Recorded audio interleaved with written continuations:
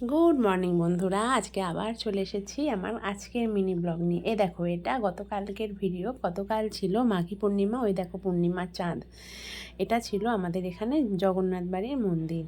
কালকে দিনে জগন্নাথ বাড়িতে বড় করে পুজো হয়। এছাড়াও কালকের দিনে এখানে তিন ঠাকুর দর্শনও করতে হয়, মানে একই শিলায় নির্মিত তিন ঠাকুর। সেটা সম্ভব হয় না সব সময়।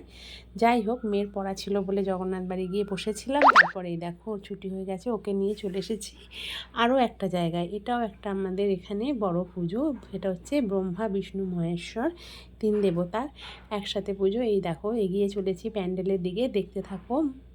এই লাইটিংটা দেখো, এটা ব্রহ্মা পুজোর লাইটিং। লোকজন যাচ্ছে, সরু গলি, প্রচণ্ড ভিড় হয়, তবু দেখানোর চেষ্টা যতটা পারবো করব। এই দেখো কেমন ভিড় হয়েছে, দেখতে পাচ্ছ। এক হাতে ক্যামেরা, এক হাতে মেয়েকেও ধরে রেখেছিলাম, কারণ এই ভিড়ের মধ্যে তো ঠেলাঠেলি। ওই দূরে কোনো একটু সামান্য দেখা গেছে ব্রহ্মা বিষ্ণু মহেশ্বর। আমি চেষ্টা করেছিলাম কাছে গিয়ে, কিন্তু সম্ভব হয়নি বন্ধুরা, কারণ সেই সময় প্রসাদ দেওয়া শুরু হয়েছিল। যাই হোক, ভিড় ঠেলে এই যে মেয়েকে নিয়ে কোনোভাবে বেরিয়ে গেছি। তারপর ওখানে মাঘী পূর্ণিমা উপলক্ষে এই যে মেলাও বসেছে, কারণ আরেকটু এগিয়ে তোমাদের দেখাবো আরেকটি মন্দির। সেটা হচ্ছে আমাদের এখানে বিখ্যাত রাধাবল্লভজিউর মন্দির। এই দেখো, ইনি হচ্ছেন রাধাবল্লভজি আমাদের এখানকার। ইনি এইটাই তার মন্দির। দেখো এগিয়ে চলেছে, এই যে ব্যারিকেড আছে, লাইন আছে, আস্তে আস্তে যেতে হবে। যাই হোক, এই যে যাচ্ছে, সব জায়গায় ভিড়, সব দর্শনার্থী এসেছেন দেখতে, সবাই দেখবে। এই যে আমিও এগিয়ে চলেছি আস্তে আস্তে। দেখো লাইনটা দিয়ে এই যাচ্ছি। এই দেখো, এই যে পুরোহিত মশাই ওই একটা দিনই রাধাবল্লভজিকে দোলের সময়ও অবশ্য উনি বাইরে আসেন মন্দির থেকে, গর্ভগৃহ থেকে ওনাকে বারান্দায়, মানে মন্দিরের যে বারান্দা সেখানে রাখা হয়। ব্যারিকেড আছে, এই যে ঠাকুর মশাইরা পুজো করছেন। তবু চেষ্টা করেছি তোমাদের দেখানোর। এই দেখো আমাদের রাধাবল্লভজি।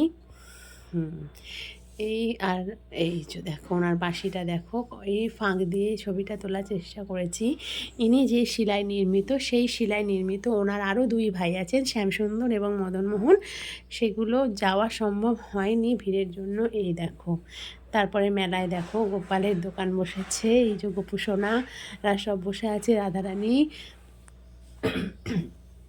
এই আর সব গোপালের সামগ্রী। দেখো খুব সুন্দর সুন্দর, এই দেখো পুতুল, খুব সুন্দর সুন্দর, দেখে তো খুব ভালোই লাগছিল। দেখো এই দেখো কত রকমের দোকান, দেখো ক্লিপের দোকান, কুল পর্যন্ত বসেছে। এই দেখো বন্ধুরা, রাত্রিরেও কুল বিক্রি হচ্ছিল। দেখো এই দেখো কি সুন্দর ফুলের গাছের দোকান, কত মানুষ। এখানে আমাদের এখানে মাঘী পূর্ণিমার দিনটা খুব বড় করে উদযাপন করা হয়। প্রচুর মানুষ আসেন দূর দূর থেকে। সকালে আমি বেরোতে পারিনি, নালে দেখাতাম। এ দেখো মেলায় ঘুরবে আর ফুচকা খাবে না, দাঁড়িয়ে পড়েছে ফুচকার জন্য। ও অবশ্য কিন্তু টক জলটা খায় না, জানো তো বন্ধুরা, শুকনো ফুচকা খায়। যাই হোক, খেলো। তারপর আবার আমরা এবার বাড়ির দিকে এগিয়ে চলেছি মেলা দেখতে দেখতে, কারণ তো পড়তে গেছিলো। এই দেখো হ্যান্ডিক্রাফটের জিনিসও অনেক বসেছে, সুন্দর সুন্দর। এই দেখো বেতের তৈরি, এরা সব বাইরে থেকে এসেছে বিক্রি করতে। তারপর যেমন হয় মেলা, তেমন বাদাম ভাজা, প্লাস্টিকের জিনিস সবই আছে, লোকজন। তারপরে এই দেখো কানের দুলের দোকান তো ম্যান্ডেটারি, মেলাতে বসবেই, সব ভিড়ও লেগে গেছে। তারপরে এই আবার মেলার গেটটা দেখালাম। এই যে বেলুন, রং বেরঙের বাহারি বেলুন। এখান থেকে জুই একটা বেলুন নিজের জন্য কিনে নিয়েছিল, ও মেলায় গেলেই বেলুন কিনবেই। এই দেখো বেলুনটা নিয়েছে, এই যে ছবি তোলাও হয়ে গেছে সুন্দর করে। তারপর আমরা বাড়ির পথে যাব, কারণ অনেকক্ষণ বেরিয়েছে, পড়া ছিল। এখন তখন প্রায় রাত 10টা প্রায় বাজে।